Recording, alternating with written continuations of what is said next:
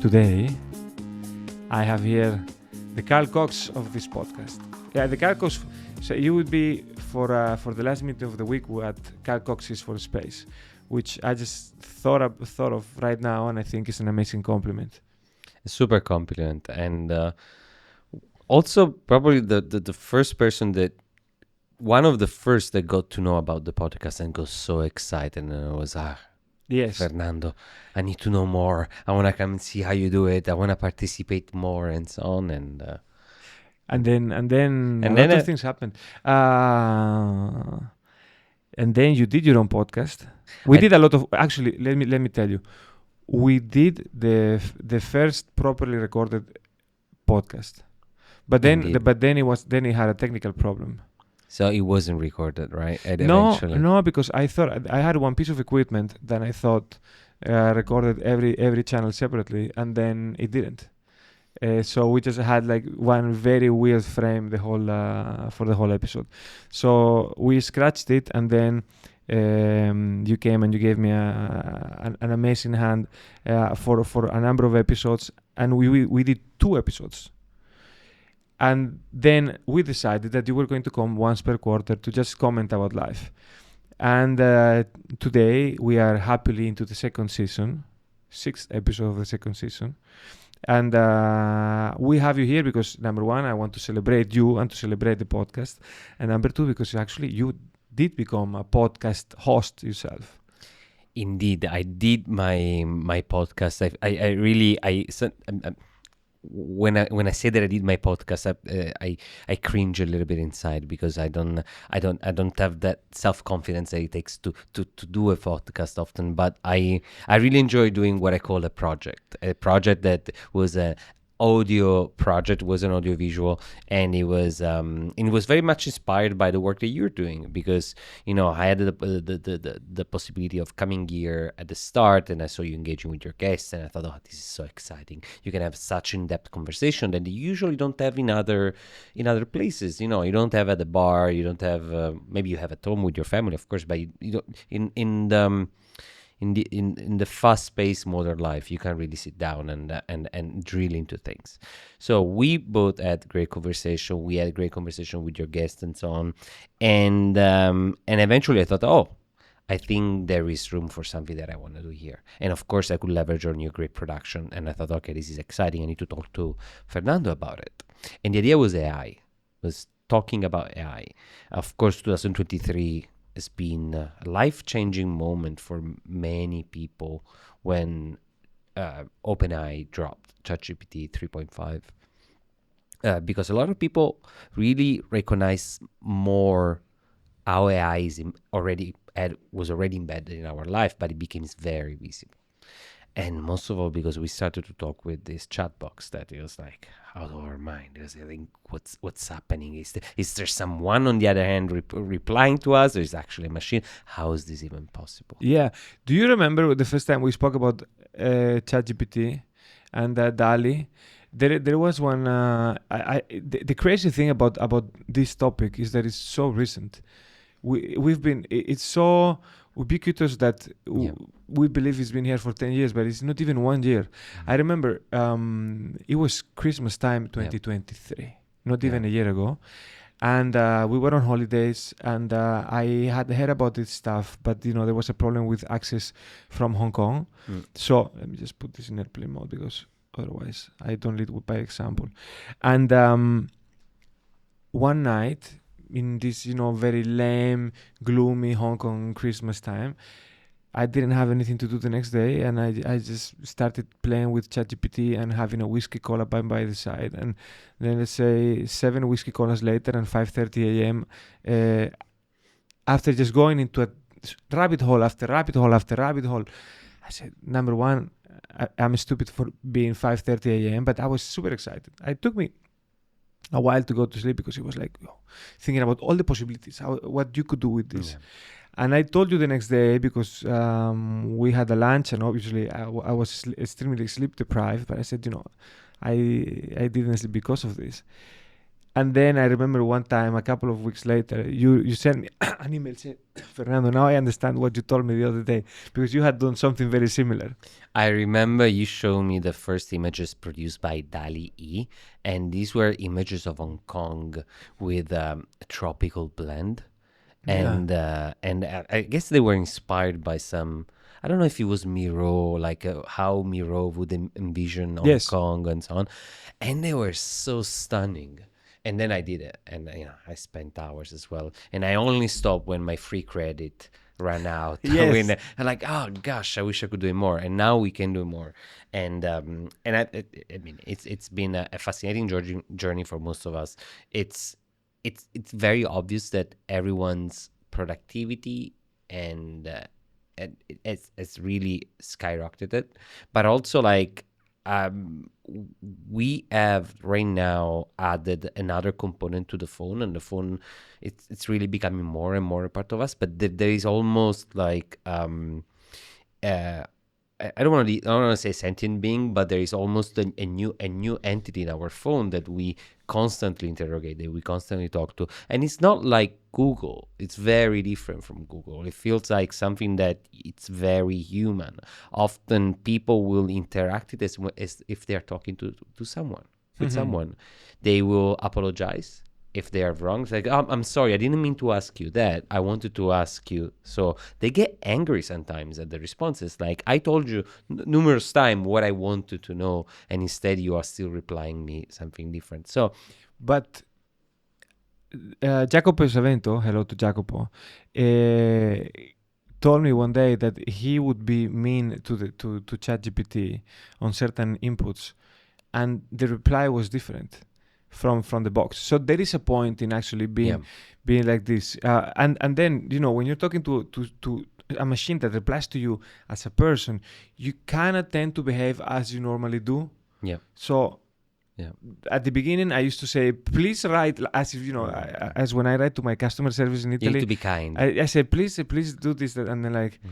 no. I realized that on the other side, I envision the person. I Yeah, mean the machine as a yeah, mediocre junior assistant. yeah. So I now I have become more tyrant, and I just do orders, and I'm actually try hard this time and not disappoint me. I sometimes I find myself saying those things. There are actually research studies that have shown that the more pressure you put on ChatGPT in giving you the right answer, the better is going to be the answer. So it's not just a feeling. It's not like, oh, if I'm more tyrant, if I'm more like aggressive, it's going to work better. It actually works better because it transforms the anxiety they're inducing it in a better crafted output, I believe. And this has been shown. Like, if you say my life depends on it, please write this email, sometimes on average works better than saying just please write this email. So I don't, and I don't really know why. And I think Is it there just a mirror of real life? there are, of course, because it's just adopting everything that we are doing. It's copying our own behavior, our own way of doing things. If you keep on feeding human content to a machine, and the machine will replicate the behavior that it's learning from the human content, of course, whatever, if I'm telling you, Fernando, please write this email very well because my life is independent on it, I'm sure that you're gonna sit down, do it very For you, carefully. yes. For me, yes, right. Not Right. for everyone, but for But you, if I yes. tell you, oh, whenever you have a minute, can you just drop me this note? There is a lot of difference, and Yeah. we have fed a lot of material to this machine, where and the machine understood the difference between the different emotion and the different Mhm. how careful it needs to be. So I wanted to investigate more about it. A lot of the conversation around large language models, so not just ChatGPT, but large language model, has been about business and revenues and productivity and so on. But I really want to take a different angle, and also a little bit more challenging of an angle, the philosophical angle. I wanted to talk to people that are that study large language model and AI from a point of view, from a philosophical point of view. So I engage with three philosophers at the Hong Kong University that are studying right now large language model and AI and the application of AI, and I had 3 excellent conversations with them. How did you, let's say, find those 3 people? Actually, I met one of them. I don't remember his name. Simon Nice guy, Simon. Simon Goldstein, great guy. Yeah. And how did you find Simon and the other 2? Well, I mean, the choice was very much imposed by what I wanted to do. I wanted to have someone from the philosophical department that work on AI. There are not a lot of people in Hong Kong, other than the Hong Kong University that has a specific department and master course that focuses on AI. So within the philosophy, I think it might be interdisciplinary or within the department of philosophy. Anyway, I reached out to one of the lecturer, and we had a lovely conversation. We expanded the conversation. We included other lecturers and researchers, and basically we drafted the agenda. We drafted the plan for these conversations, and then they were very eager to talk about it, which was nice. It was really it was a very positive experience. Just to try to I want to stop you right there and try to understand a little bit more. This AI technology is a reality since very recently, but the theory, the hypothesis about a possible AI has been there for much longer. What about the academic literature? What about these professors, lecturers that now are seeing AI from a philosophical point of view? Did they rush into it because it became something new, or were they working on it before? Well, I mean, there are cases that are very famous of people being interested in working on AI, and probably Noam Chomsky. It's from at least a linguistic point of view, it's been involved for long. But it's been very vocal just recently because of ChatGPT. ChatGPT has really opened the eyes to many, has created a lot of enthusiasm, but also criticism. And there's a very interesting criticism coming from Noam Chomsky, for instance. The philosophy is always it's catching up always with the in terms of AI on what the application of AI have been. We have been AI has been in our life forever, since before we actually remember, and at least I'm talking our generation, the millennial, and there are a lot of very important ethical questions about the AI, such as externalize the decision making to a machine, whether it's medical condition, whether it's a judgment, it's a court judgment, whether it's a policy. We have already done a lot of it in this year of externalizing these decisions to machines. Of course, this is not is a machine. It's a decision loop that it also often include also humans. It's not just machine, but it's always been there, and the literature has been following up.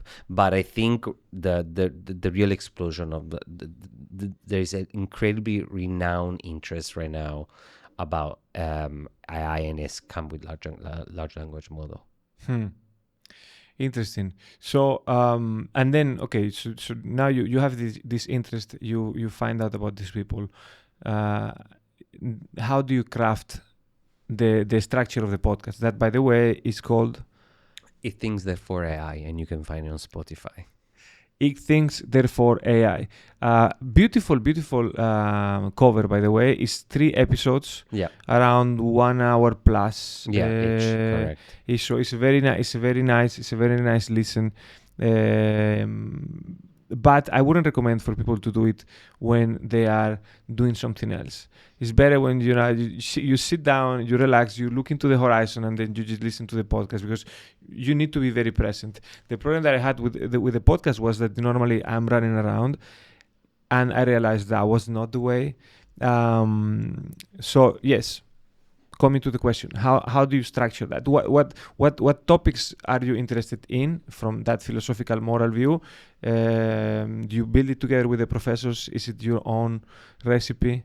I wanted to talk about the questions that I had about AI. Okay. These questions were consciousness, So can AI be conscious? And intelligence. These are the two things that really, really matter to me, that I found incredibly interesting. And then, of course, there is the final question is that what are the ethical implication of applying AI? In terms of consciousness was the most revealing conversation. We both interview Simon Goldstein, and it was very interesting for me to unpack a lot of the topics around the consciousness. What is conscious? We define ourselves humans as conscious, right? Yes, but I don't think most of us stop and think what it means. Exactly, right? Yeah. And are animal conscious, for instance? Are dogs conscious? Are cats conscious? Are our pets conscious? How do we define consciousness? And the question really at the end was, can artificial intelligence ever become conscious? Because right now we started, as we were just talking before, we started to engage these machines as they are our friends, as they are humans, as they are our assistants, right? I think there is a future that we're starting to see, a future where we may not be the only conscious being at the table. Can we try and define consciousness, because you spend a little bit of time on it. So in order to be able to see whether things are conscious or not, how did you define together with Simon consciousness? So it's of course it's still an open question, but consciousness, as is seen, especially in the psychology and in philosophy, it's the capacity to feel pleasure and pain, and to and also in a way to have that internal voice that discusses the pleasure and pain. So the really the capacity to transform this input inside, the input coming from me putting the hand on fire and it's super hot, or me receiving a beautiful gift and being happy about it, or also me being depressed. So this input there can be physical, like really me cutting myself, or it can be also not necessarily physical, as sadness or any type of emotion.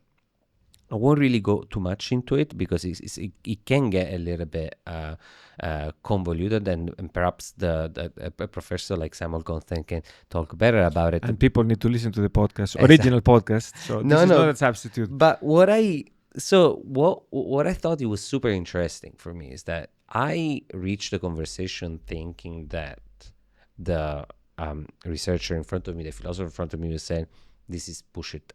AI can never be conscious. Because how can a piece of metal with some electrical engineering behind can reach consciousness? How can they become our friend? How can they sit at the table of consciousness with us? But just through imagination and speculation of the future, it's really not that complicated to think about a future that looks like a future that is where we're going to be interacting with machines that are programmed to actually be able to feel pain and pleasure, and process those emotions. Because the more we advance on the technological side, but also the more that we will be feeding human content to this machine, we might find ourselves at a certain point where we are expanding the population of the earth to new beings. I see your point, but can I be devil's advocate? This is bad. This is, of course, it's a bar conversation. Of course. Especially because we have here a fantastic beer sponsor, Estrella Galicia. Thank you, Borja from Los Ibéricos. No, I didn't even mean to do an insert like this, but it came out so naturally. But if going back to the beginning, when we said, okay, when you are mean to ChatGPT, ChatGPT will reply in a different way, because probably the tons of data that it has analyzed, has let's say allowed him or enabled him to replicate that if there is a certain input, there is a certain output. Okay, so for example, there has been a real conversation on a website or on a chat or on a video of YouTube in which one person was mean, the other person was suffering that meanness and replied in a different way. Now, in the moment in which the registration of the video happens, that suffering takes place. Yeah. Then what ChatGPT is doing, at least from what I understand right now, is just it's mimicking a scene of the past. It's as if, you put I'm gonna be a little bit outrageous with this, but it's as if you see an image of the Holocaust. That suffering happened in 1940 something, not now. Yeah. So when you are being mean to a machine, maybe that suffer, even if you program it to suffer, you're programming to repeat sufferings of the past. That's the interesting thing. The machine doesn't work on repetition, but it works on extrapolation. So it's looking at the patterns. But in this case, it's kind of the same. It's as if you do a comic of Auschwitz, in a sense. It's understanding the concept of sadness, whether it's coming from a genocide or from a personal matter, or from from being scolded at school or at work. Yeah. It's the possibility of, as I see it, through extrapolation, also to go beyond, to reach potentially also to be able to develop new emotions. If let's take the case of an easier case, the case of design. Yep. Designing a beautiful painting. If you give ChatGPT a lot of paintings, ChatGPT will be able to extrapolate partners, understand art, understand the concept of art. And if you ask ChatGPT to probably create something that is outside the boundaries of what you have provided, ChatGPT can be able to do that and reach creativity, what we call creativity, at least as I see it. The same way is with emotion. If you provide ChatGPT with so many emotions or patterns of emotion, ChatGPT can learn those emotions. Now, you may tell me, but the machine cannot feel the emotion. Are we ever going to be sure that, probably not right now, ChatGPT, but the large language model of 20 years from now, they cannot feel those emotions, they cannot experience depression when we explain them that their only sole purpose is to serve us as a large language models? See, it's a very interesting topic, because on one side you might... I'm being devil's advocate. I'm not a hater. I am open to anything because I feel myself as the person inside the cave in Plato's myth, and so I don't want to say I know everything. But I have, let's say, there is a certain correlation in my view between pain, pleasure, the releases of a number of hormones in your brain that allows you to feel in that way. A machine is still ones and zeros. The electricity, the electromagnetic fields that happen when there is an electric charge, that at the end of the day is what a machine is made of. That doesn't. It's always, again, 1 or 0, 0, 1, coming down to the core of things. So on one side, I would be tempted to combat what you're saying. On the other side, reality is the perception of what we have right now. Yeah. Right now, but I'm actually counter-arguing myself, because if I dream about something terrible, I suffer, but the hormones are there. Yeah. So let's say this is a typical argument of you need a body. You need a body as our bodies are structured to be conscious. But this is our type of consciousness. Can we think of other type of consciousness? People should know that you are an engineer, and by training. I was. I like to refer to you as still the engineer. I love that you call me ingegnere, but I gave as a sign of honesty, I gave my title to my mom, because I do podcasts and I sell lamps. So we should call your mom an engineer. She paid for it, so yeah, she might as well. She's the engineer in the house. So you remember the concept of the mathematical limit, the approximation. Yes. I think this is what we are seeing right now. we are seeing a constant progression in this mathematical limit to the approximation of what is consciousness, what is human consciousness. So it will never be it, but it will be very close to it. It We could approximate to it. My feeling is that it may never be the consciousness that we have, but at a Yes. certain point it will be so approximate that it will have become a different type of consciousness. Oh, or there might be another possibility. Not that machines get close to us, but we get closer to the machines.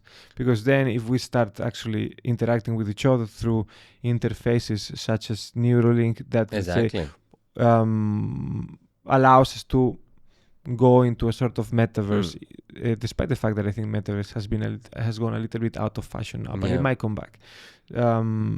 Maybe we start interacting with each other in a digital realm, and then we become at Yeah. the same level. So I think it was very eye-opening for me, this conversation, because I had the possibility of really play with my mind and open again the horizons of what I Yeah. thought it was possible. And is it really so impossible to think that in 100 years we will be able to replicate the brain? no, I mean, there is nothing that technically stops us from doing it. no, And once we put the brain and that data that we have into a machine, isn't the machine going to be conscious? With a neural system and a nervous system that it's very similar to what we have right now. it's a good point. Now, does that mean that we're going to reach a Blade Runner situation? I don't know. I mean, I'm not really too much into the sci-fi discussion of it. Yes. I like to think about what can become possible, but there are also clear implications that come from it. Yes. Like once you have created a machine with a brain that really looks like a human brain, it's very much the same. What kind of rights at that point the machine has? Is it gonna be a first-class citizen or a second-class citizen? And the other key things is that at a certain point, if we are dumping to this machine our system of values, the machine will also learn that slavery is not okay, that work needs to be paid, and many other components which I think are quite fascinating.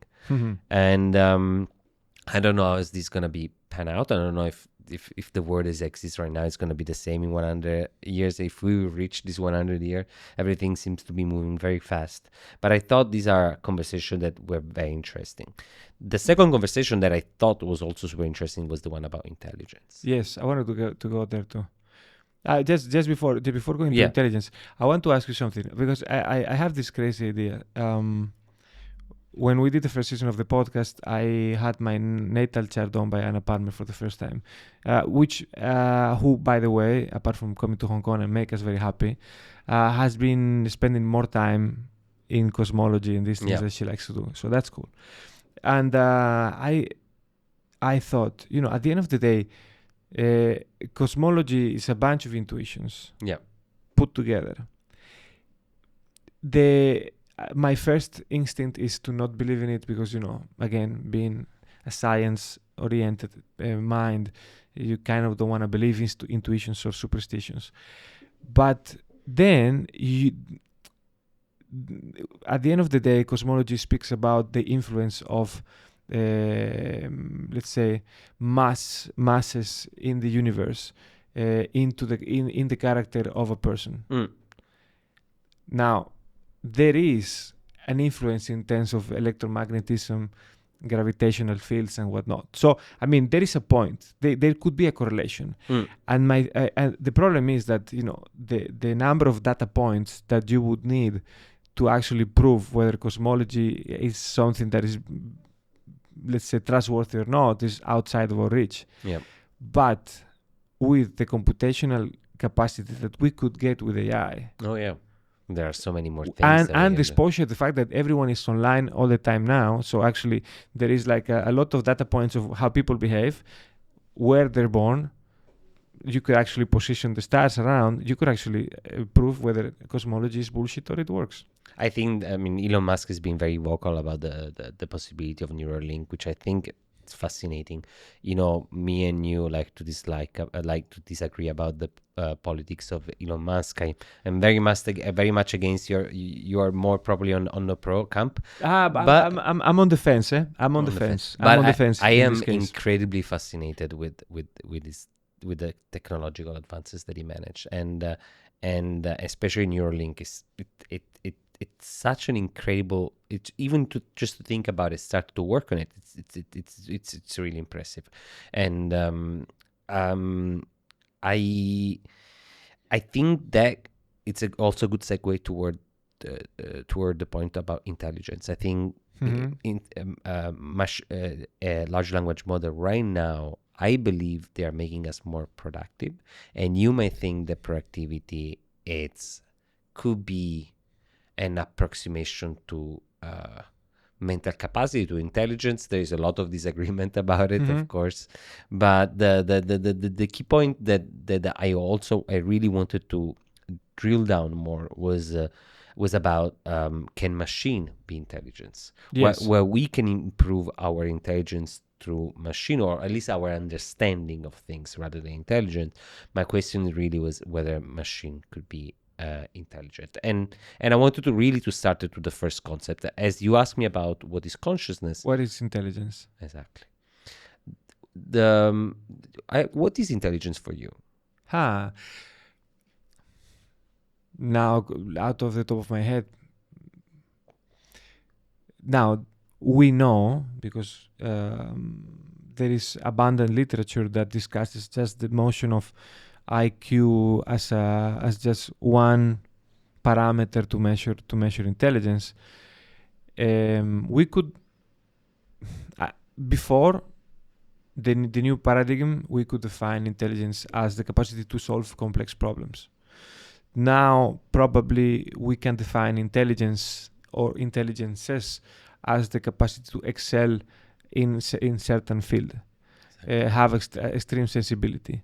I'm just I'm just winging it. I don't It's a know. very good. It's a very good point. In fact, um, we don't really know what is intelligence. There are a lot of definition of intelligence. And sometimes they are bundled together to reach the idea. Okay, this is intelligence. But as you mentioned, the capacity to think about abstract concept is definitely one version of intelligence. Mm-hmm. When you do math in your head, when you think about complex problems that are not immediately practical. It's not like I'm breaking this tiny piece of wood in front of me, but it's more like thinking about abstract processes. That could be intelligence, the capacity to chain all these thoughts together and to reach a conclusion that makes sense. That could be intelligence. But intelligence is also the capacity to navigate the world in an effective way, and live what could be a healthy, productive life. Mm-hmm. That's why lately the idea of emotional intelligence has been really it's been really important, right? um, we see a lot of people that really excel in their life, excel in their career, because they can understand people, Mm-hmm. they can navigate people, they can and they can succeed, even though they are probably not, Nobel Prize in physics, right? Mm. So that's another definition of intelligence. Another yet definition of intelligence is the hand-eye coordination, the Yep. capacity. A few years ago, he was still playing football, and he's a big Italian pride. His name is Andrea Pirlo, and he was considered the most intelligent football player, together probably with Xavi, the Spaniard counterpart. And they are considered very smart, intelligent football player, because they knew already what was going on in the field by Yes. just intuition and understanding of the game. It's like they had a sensor in the They back had a of their head. sense, Yes, they knew where everyone was at the same time. but it's a sense that you, of course, you train, but also you have innate. And this is the other thing: is intelligence innate, or is intelligence something that you can train? Are you always going to be at the same level of intelligence? Apparently, if we take the IQ as a testing, it tends to say consistent in time. What you score at the start tends to be similar what you score if you were to repeat the exam. But we know the many other tests that we take to go to graduate schools, or any tests that we just experience in our life, are tests that we improve with time. The more we face them, the more we learn the patterns, the better we perform with time. So the first key thing was really trying to understand what is intelligence and the capacity of a machine to solve problems. It's very interesting, for instance, that, and I'm sure you have encountered this issue, but there are a lot of social media posts. There's a lot of criticism for large language model to not be able to do math, because large language model don't think necessarily in mathematical terms. Yep. They are not doing the math for you. The way that they are structured, it's really to predict the next word. So they tend to see a lot of the time that 2 + 2 it's 4. It's equal to 4. That's why they will give you very often the right answer, but they will. A lot of the time they will give you a wrong answer, because it's not about predicting an outcome. It's the computational capacity behind that we have to do the math, and that's already a difference in intelligence that we see between us and the machine. So I remember what time you explained, you put it to me in very clear terms. It's like, okay, normally a machine, if you need it to go from A to B, it will go from A to B, maybe through different routes, and that's maybe gives you 10 different problems, but then somehow that's the way it solves it. Human beings, normally they have to go from A to B, but maybe in the middle they stop at C and they realize it's a better solution than B, and that's how creativity moves forward. And I love the way that you put it, because let's say it was, I don't know if it's a metaphor that can withstand time and the present zeitgeist of technology, but I think it may not. Like, that's the interesting thing. What I told you at the time, re-listening to it, I'm like, oh yeah, but I don't know about it. Like, really? I think one key thing, it's are we gonna be able providing more data and increasing the computational capacity of these models, but also changing the approach of large language models and transforming them into something else? Are they going to be able to run all different tasks that we usually do the better than we do? We already know that, for instance, ChatGPT does much better than lawyers or medical students on many legal tests or law related tests or medical tests. So that it's something that we already started to see. I think at a certain point the question is that are we gonna achieve what the principle of AGI, this universal intelligence, this machine that really it's gonna be able to do all different tasks, extrapolating from what he has learned. Maybe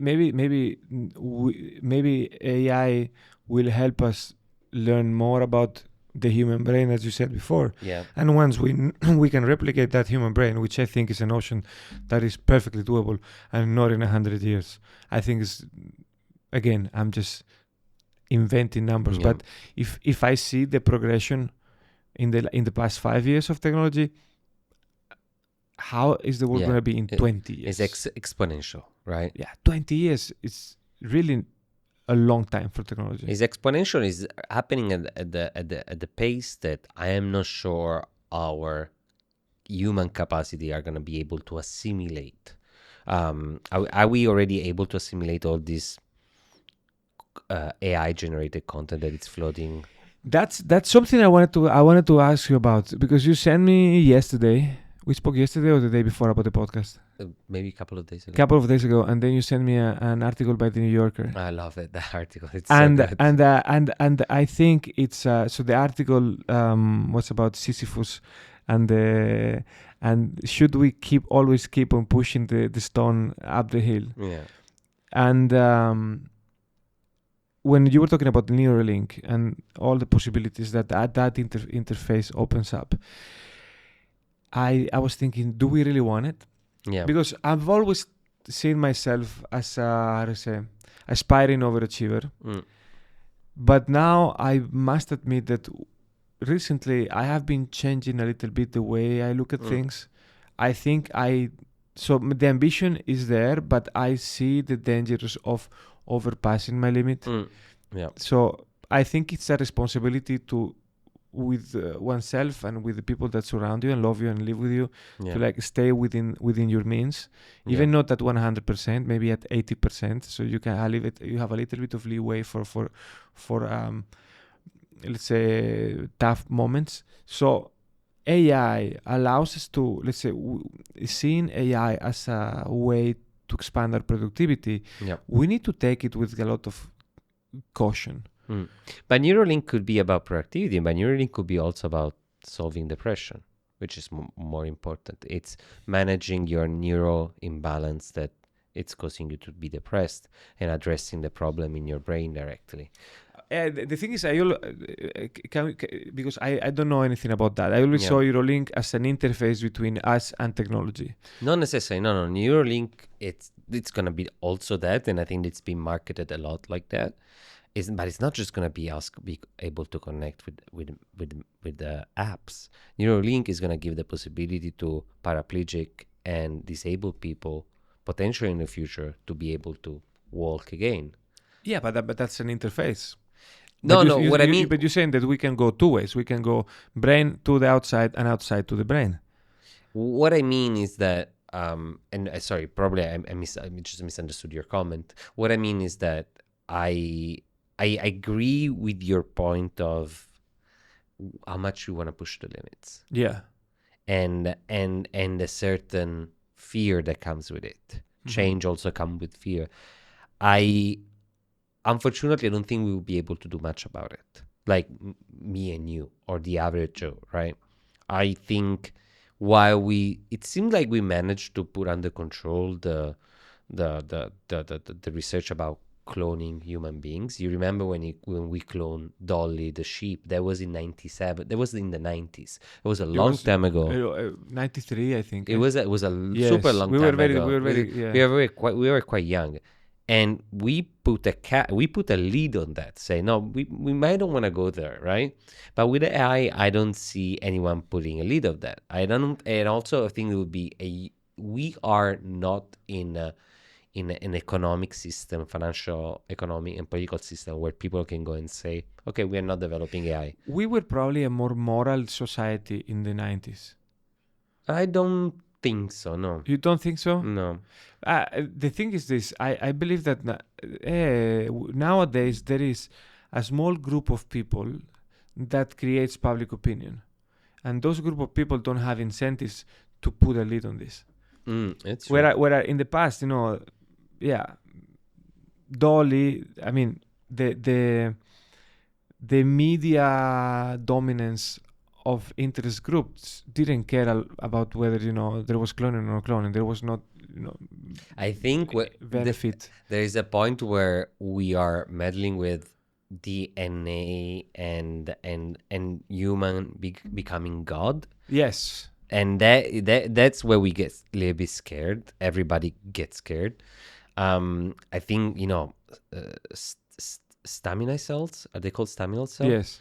They could be such an important development and they are already such an important development for so many medical cures, but it took us so long to get there because there was always a lot of concern about using they call it the God cell, right? With AI, because it's perceived like technology, we are in a moment where no one feels like we should put serious constraint on AI. And I'm not talking about regulation. Of course, EU has started to do a regulation about AI. I'm not too familiar with it. The US is not really thinking about it. But that is not really stopping people keep on experimenting with AI. And that's going to go on because I think we see technology rather than human cells as something that it's different. And also we are not really having much of a debate about it. We have a debate about the actual implication of fake news and fake videos going around and scams, right? But we don't really think. I think, as you were saying, in the public, there is not really strong public debate about, more the foundation of. Again, I don't think there are incentives.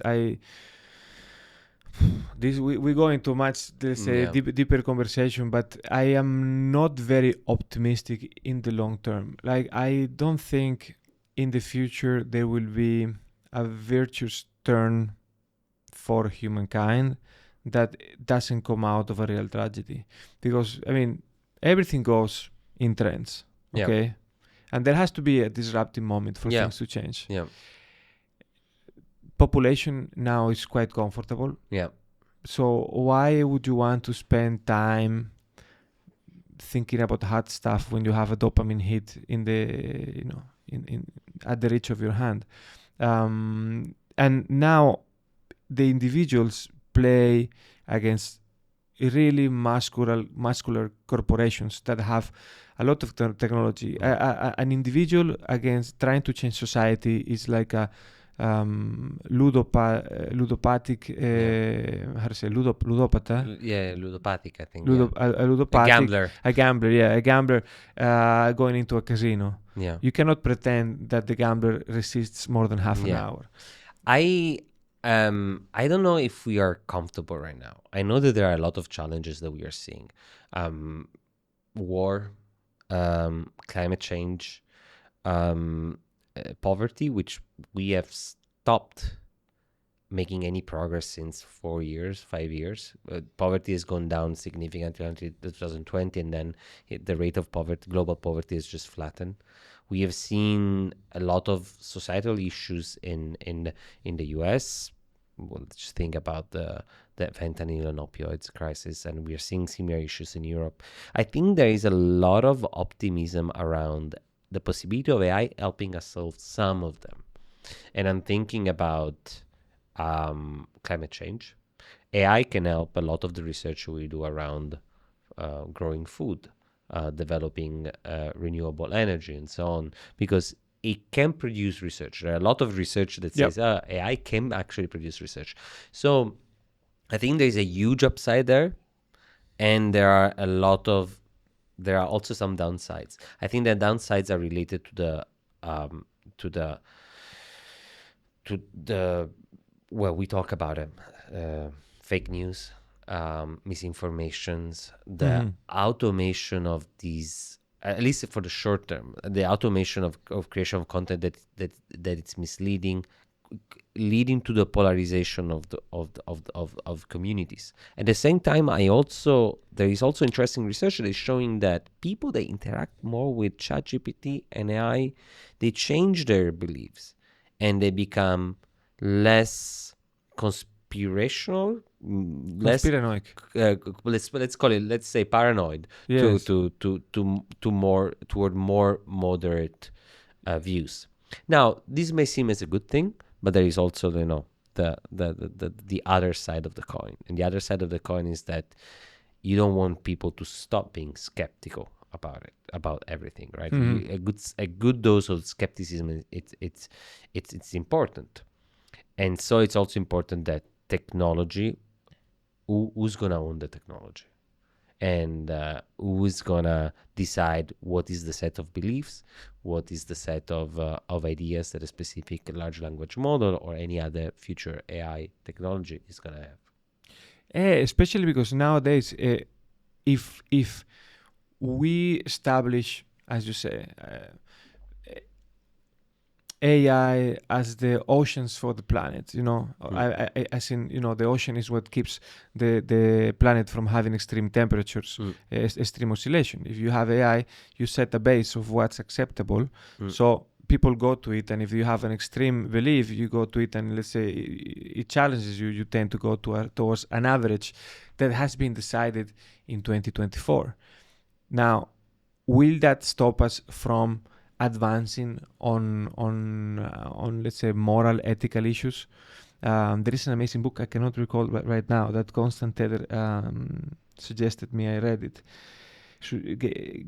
and I bought it, and it was actually very interesting because he said, yes, now we believe that slavery is not It's is bad. not is not is not right. Yep. If AI had happened 300 years Oh ago, yeah. we would have established a society in which Yeah. slavery was okay.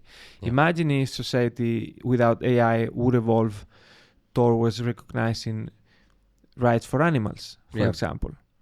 Now we establish a status quo that can last hundreds of years because Yeah. this is, let's say, a big turn in human history.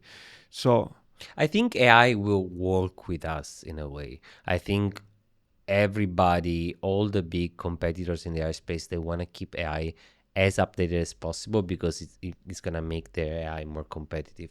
So I also believe that the system of beliefs of AI will change with time, and it will reflect what is our system belief until a certain point where we cannot exclude that the AI might start to go, fork out and start to develop their own system of beliefs. and say you are wrong, and then we are Exactly. screwed.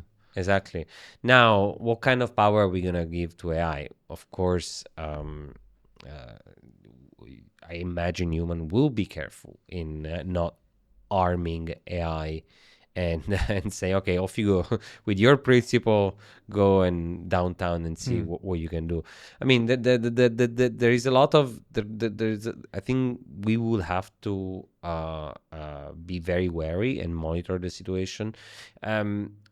But I mean, and also it comes to my mind the point that we are not so far away, even in these scenarios. A lot of weaponry and warfare is now integrating a lot of AI. We know a lot of the assassination is done through AI. With the drones that we've seen employed more and more in war right now, they are of course run by people in bunker, but in the future these same drones can be fully automized and AI, and they could have their own certain beliefs and decide what to do with um with the enemy. Are they gonna follow the Geneva Convention about how to treat prisoners, or are they gonna take a different route? Depends on how you design them, I guess. Depends on how you design them. But that's And the the, thing. and the technology can be designed the wrong way. That's the thing that we need to be careful. We can feed a lot of data to AI. Mm-hmm. The more that we're gonna feed, the more we might start to see behaviors that are autonomous and independent of AI.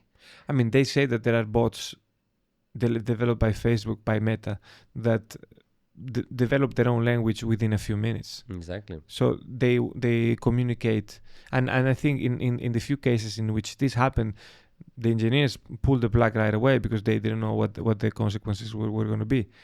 And back to the point of consciousness is that what it's gonna make you as AI. When is gonna AI be independent and autonomous? I guess when they are gonna get some incentives. They're gonna have some incentives for being autonomous and independent, right?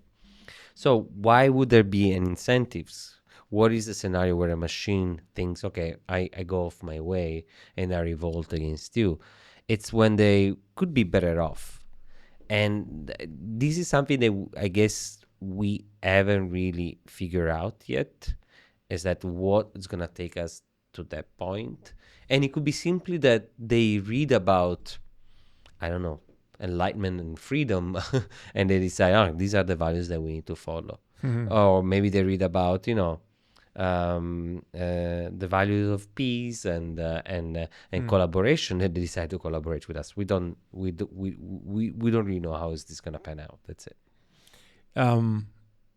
Before let's say we wrap up, I want to touch one topic that it's very immediate, which is the real effect on people's livelihoods as AI take over a number of roles.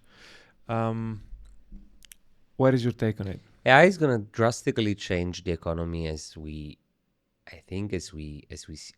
see right now.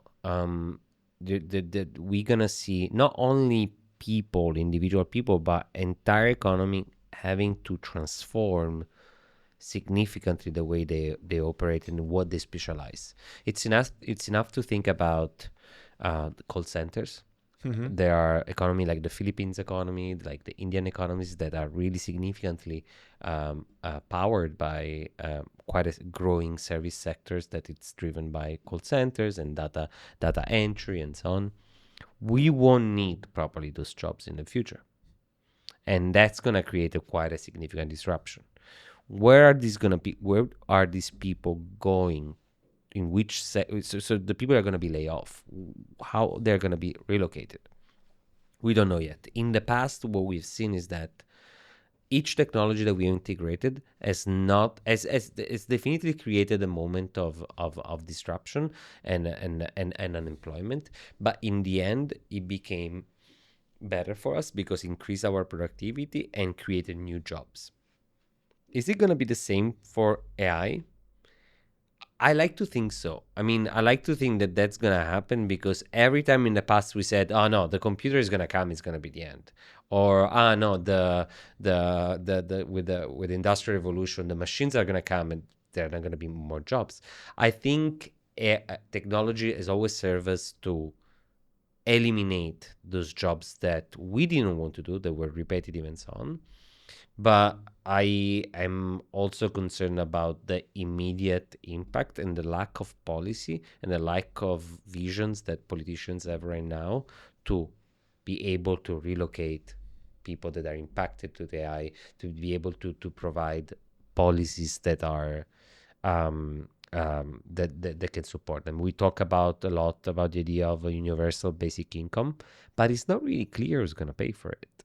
Like, who's going to have the money to, which government is going to have the money to say, okay, yeah, everybody's going to get 3,000 euros or let's say $3,000 a month to live a comfortable life at home and go and search for their own hobbies and what really are passionate about.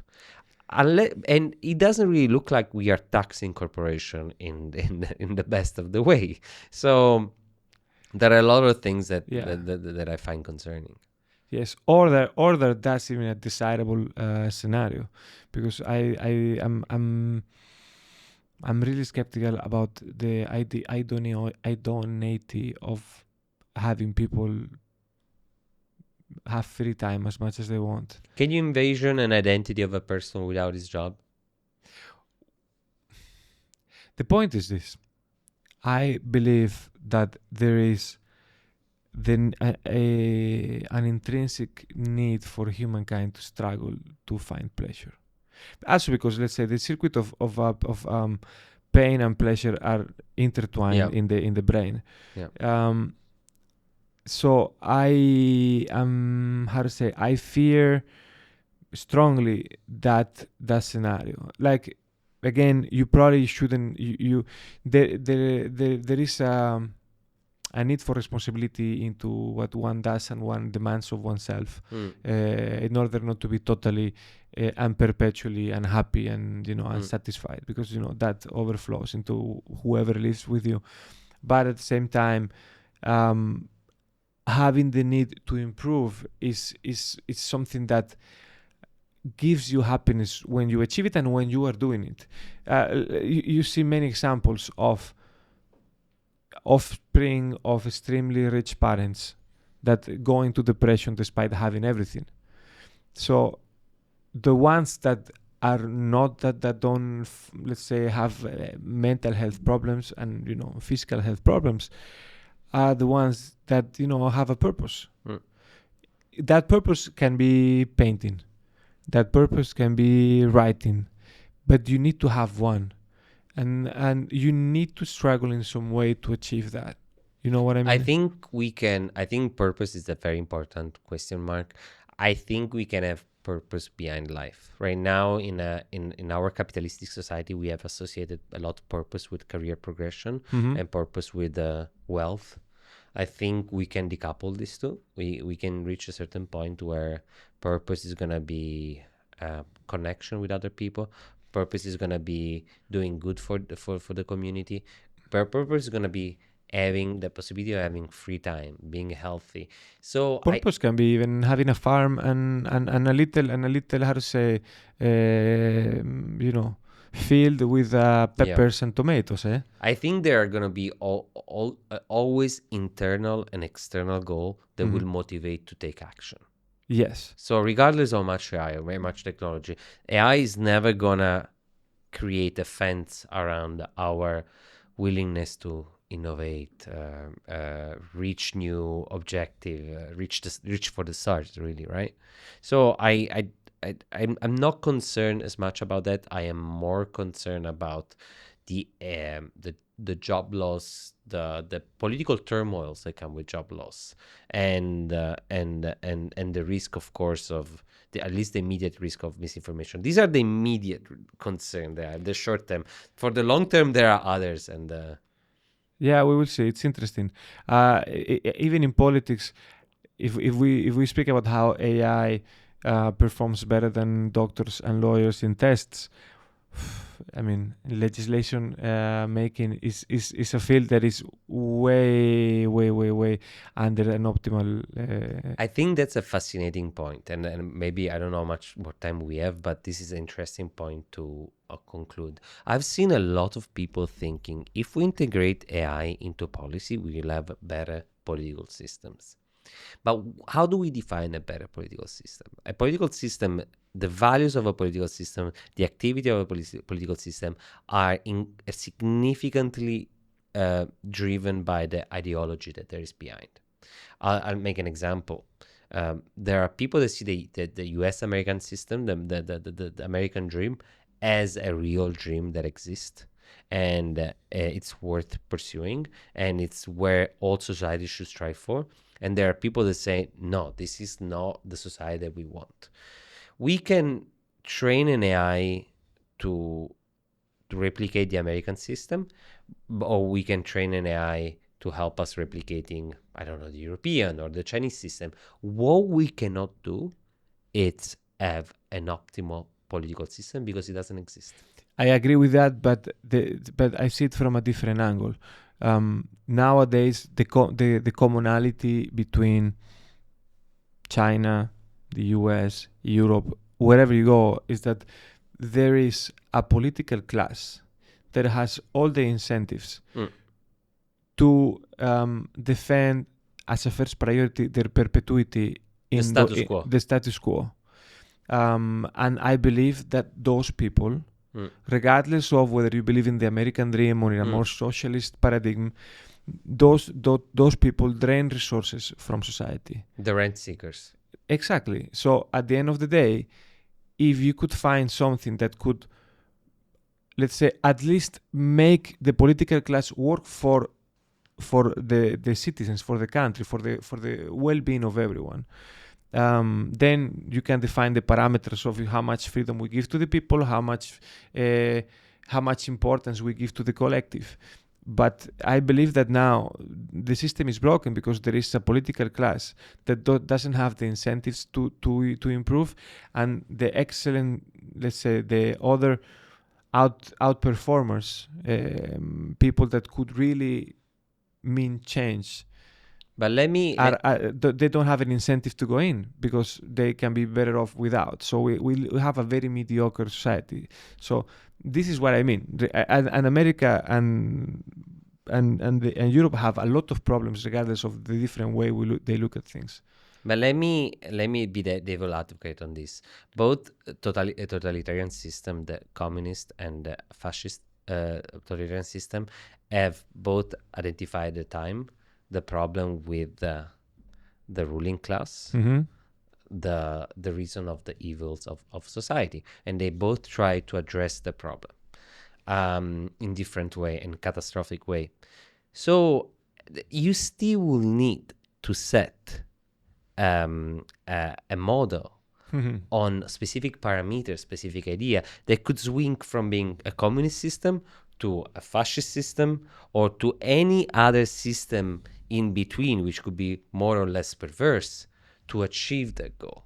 The thing is, there is not a universal. We don't understand. We and probably doesn't exist a universal. We don't have the parameters. We don't have the goalposts to say what is the universe, the best policy and the best approach. The only thing that we can do is potentially to train an AI to say what we think it's the ideal world. But my ideal world is not gonna be your ideal world. It's not gonna be David's ideal world. It's gonna be other people ideal world.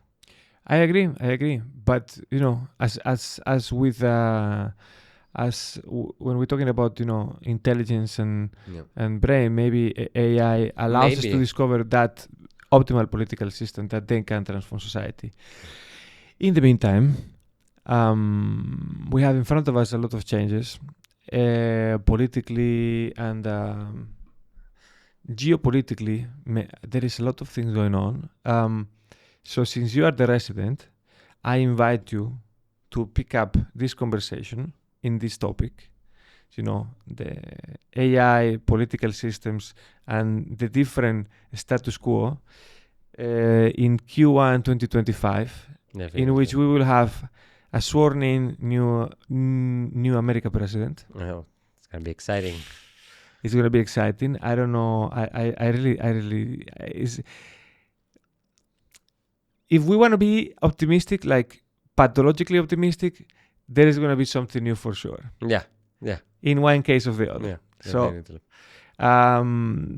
we have Middle East is boiling right now. Everyone Yeah. stopped talking about Russia and Ukraine. I think Yeah. Zelensky is super mad because they say, this stupid, Israelis and Lebanese, why they have to fight right now? The spotlight is totally off Ukraine, which is crazy. Yeah. So yeah.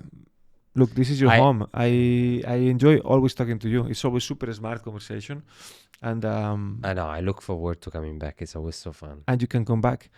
So, there is something I stopped doing, but I like to leave the last word, the last paragraph to the guest because this is your episode. It's not mine.